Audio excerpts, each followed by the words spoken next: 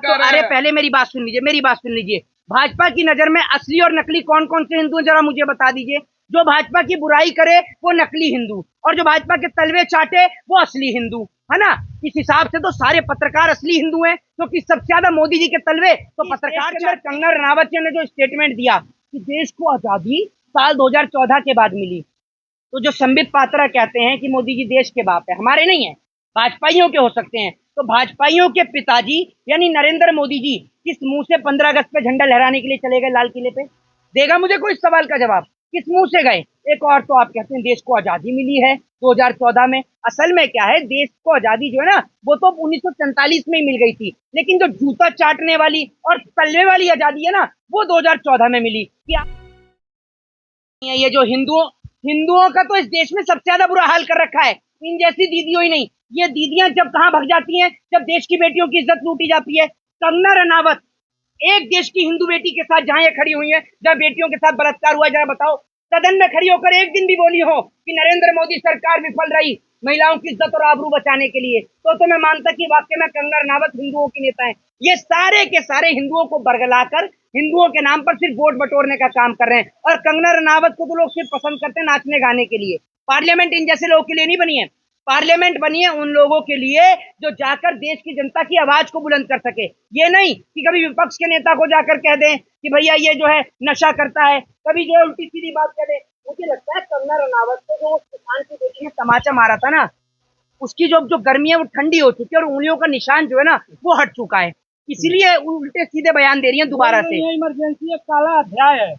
अरे एक बात आप मुझे बताइए, काला अध्याय है तो क्या वो गोरा अध्याय है जब मणिपुर में महिलाओं को भगा दिया गया निरस्त करके? हैं बताओ ना आप मुझे। जब गुजरात दंगे हुए तो बड़ा देश की शान रोशन हुई ना। आप मुझे बताओ ना, अगर आप कहते हैं कि काला अध्याय है तो गुजरात दंगा भी तो देश का सबसे बड़ा काला अध्याय है। हाथरस की घटना भी तो देश का सबसे बड़ा काला अध्याय है। आप मुझे बताइए, मणिपुर भी तो देश का सबसे बड़ा काला अध्याय है, उस पर कोई चर्चा करेगा? आप क्यों नहीं बनाते? अरे भैया मेरे पास इतना समय नहीं है कि मैं इनकी फिल्में देखने के लिए जाऊं। नकली हिंदू है तभी नहीं जाएंगे, असली हिंदू जाएंगे फिल्म देखने। असली हिंदू जो होंगे वो फिल्म देखने जाएंगे। पहली बात तो अरे पहले मेरी बात सुन लीजिए। भाजपा की नजर में असली और नकली कौन कौन से हिंदू हैं, जरा मुझे बता दीजिए। जो भाजपा की बुराई करे वो नकली हिंदू, और जो भाजपा के तलवे चाटे वो असली हिंदू, है ना। इस हिसाब से तो सारे पत्रकार असली हिंदू हैं, क्योंकि सबसे ज्यादा मोदी जी के तलवे तो पत्रकार चाटते हैं, और दूसरे नंबर पर कॉर्पोरेटर चाटते हैं। तो आपसे बड़ा तो कोई है ही नहीं, मुझे ये बता दो ना, आपसे बड़ा कोई है नकली हिंदू? आप अरे मैं क्यों मानने लगा किसी को दीदी या किसी को वो? दूसरी बात ये कि जो दीदी हमारे देश की बहन बेटियों की इज्जत और आबरू के लिए नहीं बोलती वो काय बात की दीदी? और ये जो आप कंगना रनावत को बोलते हो, एक बात आप मुझे बताओ, ये इनके जितने भी स्टेटमेंट हैं, ये इस देश के अंदर जो मेरे देश के जवान को नहीं मानता, जो मेरे देश के किसान को नहीं मानता, और मेरे देश के स्वतंत्रता सेनानियों को नहीं मानता, तो मेरे लिए वो मेरी तरफ से मेरे जूते पर है।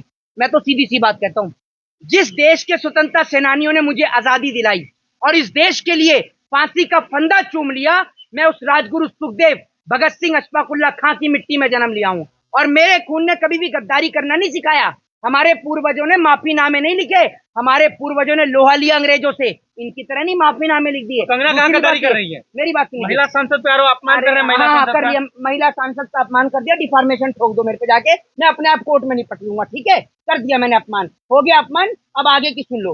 दूसरी बात यह कि इस देश के अंदर कंगना रनावत जी ने जो स्टेटमेंट दिया कि देश को आजादी साल 2014 के बाद मिली, तो जो संबित पात्रा कहते हैं कि मोदी जी देश के बाप है, हमारे नहीं है, भाजपाइयों के हो सकते हैं, तो भाजपाइयों के पिताजी यानी नरेंद्र मोदी जी किस मुंह से 15 अगस्त पे झंडा लहराने के लिए चले गए लाल किले पे? देगा मुझे कोई इस सवाल का जवाब?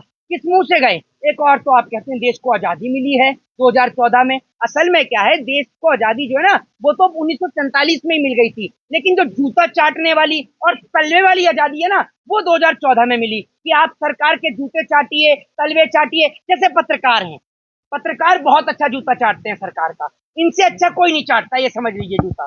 ये सरकार का जूता चाटते चाटते अपने खुद के न्यूज चैनल खोल लेते हैं और देश को सिर्फ नफरत की आग में झोंक देते हैं। सुपर हिट होने वाली है कंगना की मूवी इमरजेंसी। अच्छा, आपके कितने थिएटर हैं जो आप कह रहे हैं सुपर हिट होने वाली? थिएटर खोल रखा है आपने, और सारी टिकटें बिक गई होंगी आपकी। टिकट बेचते हो क्या पार्ट टाइम थिएटर के बाहर खड़े होकर, जो आपको पता है कि सुपर हिट? टीजर हिट हुआ है तो मूवी भी हिट।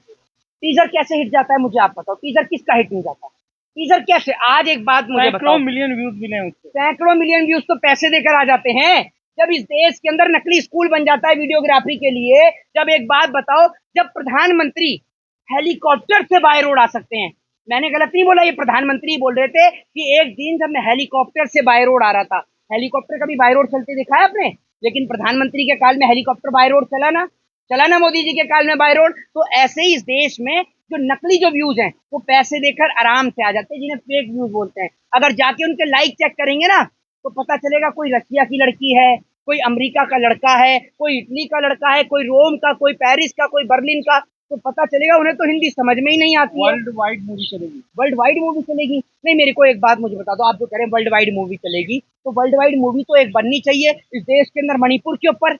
आप मुझे बताओ ना, क्यों नहीं बनाते मणिपुर पर? कोई उत्तर प्रदेश के सीएम योगी आदित्यनाथ उनका बहुत सपोर्ट करते हैं, उनके हर एक मूवी को देखने जाते हैं, टैक्स फ्री भी हो सकता है। हाँ, वो तो खाली है, उन पे कोई काम धंधा थोड़ी है। मुख्यमंत्री के राज में जनता मरे तो मरे, वो तो थिएटर में ही बैठे रहते हैं। एक काम करो, मुझे लगता है थिएटर का कोई कार्ड बनवा लिया होगा कि थिएटर में ही बैठे रहते हैं। तभी मैं कहूँ आजकल मुख्यमंत्री का कोई जहरीला बयान क्यों नहीं आ रहा? थिएटर में बिजी हैं, थिएटर करना शुरू कर दिया क्या? स्कूल कॉलेज टाइम में तो थिएटर किया नहीं होगा, अब थिएटर करना शुरू कर दिया।